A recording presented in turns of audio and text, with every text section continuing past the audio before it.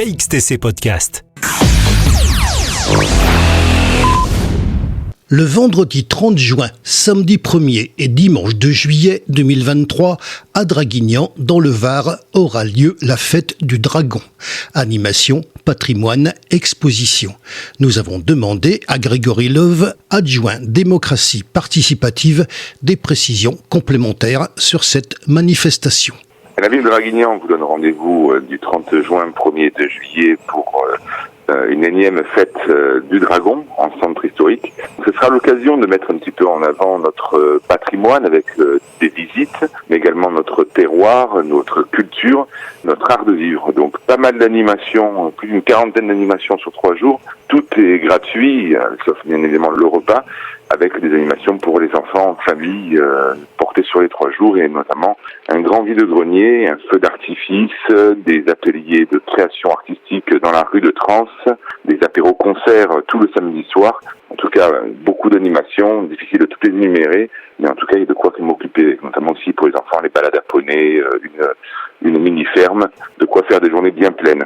Cette fête du dragon, anciennement ancêtre du centre ancien, c'est une fête que la municipalité a créée de toutes pièces. On peut penser que c'est une manifestation, un petit peu une fête votive, mais en fait pas du tout. La fête du dragon n'existait pas. Et on a souhaité créer une manifestation en direction de tous les publics, la plus ouverte possible. Et cette manifestation va faire un petit peu découvrir Draguignan, aussi bien à ses Dracénois qu'aux personnes de l'extérieur. Depuis maintenant plusieurs années, elle s'est installée dans le paysage. Il y a une fréquentation de plus en plus importante grâce à des manifestations qui ramènent beaucoup, comme le concours de pétanque, les apéros-concerts, le feu d'artifice, la grande table et les différentes animations. C'est aussi une fête qui est à taille humaine et qui se veut familiale. On retrouve énormément d'ateliers en destination des familles, des enfants, mais même des grands, avec le circuit des dragons, des ateliers création de cuir, des ateliers dans la rue de Trans, beaucoup d'activités, et le projet également de course de cartons de café qui a été relancé avec les commerçants de la place du marché, des déambulations pour faire découvrir le patrimoine. C'est une fête où finalement on s'amuse, on passe d'une place à une place, et les animations sont gratuites.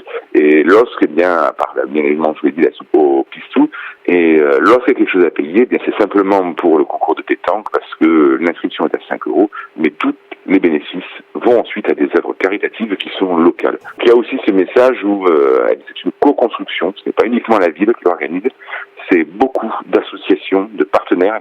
C'était le but de cette fête de dragon, de s'en emparer pour proposer quelque chose à Draguignan. KXTC Podcast.